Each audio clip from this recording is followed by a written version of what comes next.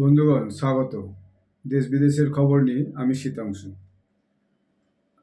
এই ভিডিওটি like share করবেন অনুরোধ করছি এবং চ্যানেলটি সাবস্ক্রাইব করবেন। আজকে এখন যে স্টোরিটা নিয়ে আলোচনা করব সেটা হচ্ছে যে ইসরায়েল এবং যে গাজার যুদ্ধ। এই জন্য এটা আলোচনা করব যে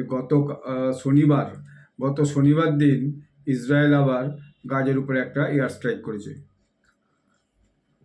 এবং সেই এয়ার স্ট্রাইকে 22 জন প্যালেস্টিনিয়ান মারা গেছে বলে বলা হচ্ছে। এবং এই ইসরায়েলি স্ট্রাইকটা একটা মিউনিসিপ্যাল কর্পোরেশন উপর হয়েছে গাজাতে, যেটা সেখানে একজন ওদের যে মেয়র বা নেতাকে সেখানে হত্যাও করেছে ইসরায়েলের এয়ার স্ট্রাইকে। তো এই যে ইসরায়েলের এয়ার স্ট্রাইকের ব্যাপারে যে বলতে হয়, এর আগে এর একটু ব্যাকগ্রাউন্ডটা বলতে হয়। আপনারা ব্যাকগ্রাউন্ডটা কম বেশি জানেন। এই যুদ্ধটা প্রায় দীর্ঘদিন ধরে চলছে, মানে গত 7 অক্টোবর 2023 সালে প্রথম এই হামাস ইসরায়েলের যুদ্ধটা এই পর্বে শুরু হয়। এই পর্বে এই জন্য বলছি, ইসরায়েলের সঙ্গে গাজার দীর্ঘদিনের যুদ্ধ চলছে, আজকে নয়। আমি আগে একটা বলেছিলাম, ইসরায়েলের ম্যাপটা আপনি যদি দেখেন যে তার এক কোণাতে মানে পশ্চিম দিকে মেডিটেরেনিয়ান একদম ছোট্ট একটা জায়গা গাজা স্ট্রিপ, এবং ইসরায়েলের লম্বামতো একটা জায়গা জর্ডন আছে, তার পাশে গ্রিস আছে এবং ওই ওয়েস্ট ব্যাংক আছে তার পশ্চিম দিকে, পূর্ব দিকে। এটা পশ্চিম দিকে ছোট্ট মতো জায়গা হচ্ছে যে গাজা স্ট্রিপ বলি আমরা, গাজা স্ট্রিপ বা ইস্ট প্যালেস্টাইন বলা হয়, ইস্ট প্যালেস্টাইন বা গাজা স্ট্রিপ।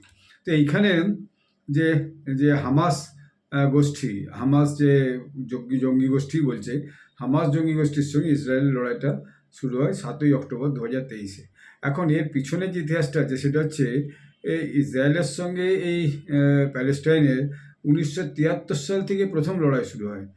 কিপুর ওয়ার একটা মস্ত বড় যুদ্ধ হয়েছিল, সেই ওয়ার থেকে এইটা শুরু হয়। এবং তখন যে ওখানে প্যালেস্টাইন স্বাধীন হয় সম্ভবত ওই সময় একজন নেতা ওখানকার, তিনি ওই প্যালেস্টাইন স্বাধীন করার পিছনে এবং ইসরায়েলের কবজা থেকে ছাড়ানোর পিছনে একটা বড় ভূমিকা পালন করেছিলেন।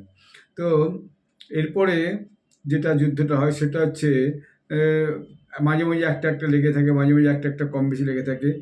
5th ওয়ার যেটা হয়, পঞ্চমতম যুদ্ধ যেটা হয় তারপর থেকে, সেটা হচ্ছে 2008 সালে। সেটা একটা মস্ত বড় কনফ্লিক্ট গাজা এবং ইসরায়েলের মধ্যে হয়েছিল।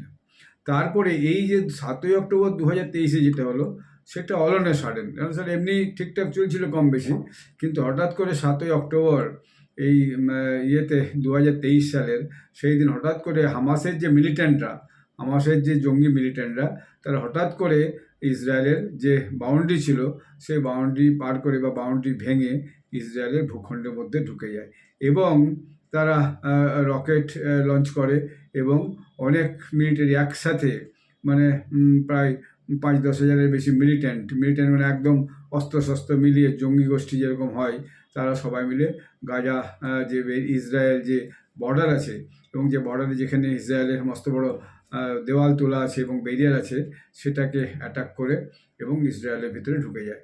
ইসরায়েলের ভিতরে ঢুকে যে কী করে, সেখানে সিভিলিয়ান যারা ছিল, সেই সিভিলিয়ান অর্থাৎ সাধারণ নাগরিক যারা ছিল, তাদের উপর আক্রমণ করে এবং তাদের উপর অত্যাচার শুরু করে।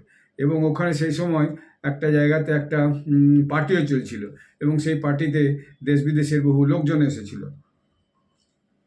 এবং এই সময় তারা এই যে ঢুকে যে 1195 ইসরায়েলি এবং ফরেন যে ন্যাশনালসকে মেরে দেয়। ওখানে যে যারা বিদেশ থেকে এসেছিলো, ওখানে একটা পার্টি চলছিল, একটা নাচ গান চলছিল, সেখানে তাদেরকে মেরে দেয়। তার বিভিন্ন ভিডিও আপনারা আজকে 2 বছর ধরে প্রায় অনেকেই দেখেছেন, সবাই দেখেছেন, খুব মানে সবার কাছে এসব ভিডিও পৌঁছে গেছে। এবং তার মধ্যে 815 জন সিভিলিয়ানও ছিল, যারা সাধারণ নাগরিক, একদম সাধারণ নাগরিক, তারাও ছিল। এবং বেশ কিছু ইসরায়েলি সৈন্যই ছিল, তারাও মারা গেছিল। মানে ইসরায়েলি সিভিলিয়ান 815 জন এবং ফরেন ন্যাশনালস যারা বিদেশ থেকে এসেছিল, ওখানে ওই বর্ডারিং এরিয়াতে একটা ফেস্টিভ্যাল চলছিল, সেই ফেস্টিভ্যালে সেখানে হচ্ছে কি যে তারা আক্রমণ করে এই বিশাল প্রায় 1100-1200 বছর কাছাকাছি লোককে তারা মার্ডার করে। এবং তার সঙ্গে একটা যেটা কাজ করে সেটা সবচেয়ে মারাত্মক, 251 জন ইসরায়েলি এবং ফরেনার্স যারা ওখানে এসেছিল তাদেরকে খুন করেনি অবশ্য, কিন্তু তাদেরকে বন্দি বানিয়ে গাজাতে নিয়ে যায়, বন্দি বানিয়ে গাজাতে নিয়ে যায়। এবং তাদের এই নিজের একটা উদ্দেশ্য ছিল, তারা এই ক্যাপটিভ দিকে অর্থাৎ যাদেরকে ধরে নিয়ে গেল, বন্দি করে নিয়ে গেল, তাদেরকে ছাড়বে তখনই যখন এই ইসরায়েল প্যালেস্টাইনের যে জেলের মধ্যে যারা বন্দি আছে, ডিটেনিস, এই যে মানে প্যালেস্টাইনি ডিটেনিস অর্থাৎ প্যালেস্টাইনের যে সমস্ত বন্দিরা ইসরায়েলের জেলের মধ্যে ভরে আছে, তারা যখন ছেড়ে দিবে তাদেরকে, তখনই একমাত্র তারা এই ক্যাপটিভ দিকে অর্থাৎ সেই বন্দি করে যারা রেখেছে তাদেরকে ছাড়বে। এবং কিছু এর মাঝে গত 2 বছরে মাঝে বোধহয় একটু বন্দি বিনিময় হয়েছে, কিন্তু এখনো পর্যন্ত নাকি সব বন্দিকে ওখান থেকে ছাড়া হয়নি, এরকম একটা খবর মাঝে মধ্যেই পাওয়া যায়। তো এই অ্যাটাকটা হামাস করেছিল এবং হামাসও কমসে কম এটা মাঝেই এটা করে ফেলে। এবং তাদের ইয়েতে হচ্ছে কি যে অভিযোগ হচ্ছে যে ইসরায়েল ক্রমশ তাদের গাজা স্ট্রিপের দিকে এগিয়ে আসছে, তাদেরকে ব্লকেড করছে, তাদেরকে বিভিন্ন জিনিসপত্র দিচ্ছে না, এবং তারা যে আল আসকা মস্ক বলে ওখানে মস্ক আছে, সেইখানে প্যালেস্টাইনের দিকে ঢুকতে দিচ্ছে না, তাদের সেখানে প্রবেশ নিষেধ করছে, সেখানকে গেলে তাদেরকে ইসরায়েলি সৈন্যরা সেখানে তাদেরকে মার্ডার করছে ইত্যাদি বিভিন্ন রকমের অভিযোগ ছিল। এবং ইসরায়েল কোনো আন্তর্জাতিক আইন যে আছে, সে আন্তর্জাতিক আইন তারা মানে না। এরপরে ইসরায়েল গাজার উপরে ভয়ানক যুদ্ধ শুরু করে, ভয়ানক যুদ্ধ শুরু করে, এবং আজ পর্যন্ত প্রায় 40,000 প্যালেস্টাইনিয়ানকে প্রায় ইসরায়েল কিন্তু যুদ্ধে মার্ডার করেছে, খুন করেছে, তার মধ্যে বাচ্চাও আছে, মহিলাও আছে। এবং তার থেকে বড় কথা, ওখানকার যে হামাসের যে বড় নেতা, সেই নেতাদিকে তারা ওইখানে তো করেইছে, মানে হত্যা করেছে, এবং সেই নেতারা যারা বাইরে ছিল, বিদেশে ছিল, তাদেরকে সেখানেও হত্যা করেছে। কাউকে লেবাননে, কাউকে হচ্ছে কি যে ইরানে, কাউকে সিরিয়াতে, বিভিন্ন জায়গায় যেখানে তারা লুকিয়েছিল সব খুঁজে বের করে সেখানে গোপনভাবে যেয়ে এয়ার স্ট্রাইক করে সে সমস্ত বিল্ডিংকে ভেঙে দিয়ে সেখানে তাদেরকে হত্যা করেছে। বেশ কয়েকজন বড় নামী হামাস নেতাকে কিন্তু ইসরায়েল হত্যা করেছে, যাতে করে হামাসের যে মেরুদণ্ড, সেই মেরুদণ্ডটা ভেঙে যায়। এবং শুধু তাই নয়, ওখানে যে স্কুল ছিল, ওখানে যে ইউনিভার্সিটি ছিল, বিভিন্ন প্রতিষ্ঠান ছিল, সেসবগুলোও কিন্তু ওরা হত্যা করেছে, এবং মানে সেগুলো ভেঙে নষ্ট করে দিয়েছে, এবং প্রচুর লোক তাতে হতাহত হয়েছে। এবং ইসরায়েলের চারিদিক দিয়ে বিপদ আছে। একদিকে লেবাননের হিজবুল্লাহর সঙ্গে একটা লড়াই আছে, এদিকে যে ইয়েমেনে যে হুথি বিদ্রোহীরা আছে, তারা আবার মাঝেই ওখানে যে রেড সি আছে, লাল সমুদ্র, সেই রেড সি দিয়ে যে সমস্ত বাণিজ্য জাহাজগুলো যায়, সেই বাণিজ্য জাহাজগুলো তাকে আক্রমণ করে এবং তাকে লুটপাট করে। এইটা আবার ইসরায়েলের কাছেও একটা হেডেক। এবং এটার এগেনস্টে আবার মাঝে ইসরায়েলকে এবং আমেরিকান ইউএস মিলিটারিকে ওই হুতি বিদ্রোহীদের বিরুদ্ধে দেখা গেছে লড়াই করতে পারতে। ভারতেরও কিছু সময় নৌসেনারা এই হুতি বিদ্রোহীদের যে সমস্ত কর্মকাণ্ড, মানে এই জাহাজ লুট করা, সেটার বিরুদ্ধে লড়াই করে সেখান থেকে জাহাজকে উদ্ধার করে নিয়েছে, নাবিকদিকে উদ্ধার করেছে, এবং ঘটনাতে আমাদের ভারতীয় নৌসেনাও কিন্তু যুক্ত আছে। তো এইটা ক্রমশই চলছে যে এই ইসরায়েলের সঙ্গে হিজবুল্লাহ, লেবানন হিজবুল্লাহ লড়াই, ইয়েমেনের হুথিদের লড়াই, এবং গাজা স্ট্রিপে এই হামাসের সঙ্গে লড়াই, এটা চলছে। সর্বশেষ পরিস্থিতি হচ্ছে যে গত শনিবার দিন ইসরায়েল কী করেছে, ওই গাজা স্ট্রিপে আবার একটা এয়ার স্ট্রাইক করেছে। এয়ার স্ট্রাইক করে সেখানে বলা আছে, প্রথমে যেটা বললাম যে 22 জন মারা গেছে, এটা প্যালেস্টাইনিয়ান মেডিক্স তারা এটা বলছে যে এইটা করেছে। কিন্তু ইসরায়েল মিলিটারি বলছে যে ওখান থেকে বেশ কিছু লোকজন, মানে ওখানে বেশ কিছু লোকজন সেখানে ওই এড সেন্টারের নিচে, যেখান থেকে এড বিলি করেছে, প্রচুর ইন্টারন্যাশনাল এড ওখানে এসেছে, এই চাল, ডাল, তেল, জলের বোতল, ওষুধপত্র, এই সমস্ত এসেছে। তো সেইখানে তার নিচে হচ্ছে যে উগ্রপন্থীরা লুকিয়ে থেকে সেখান থেকে তারা নাকি মিসাইল ছুটছিল বা তারা যুদ্ধ করছিল।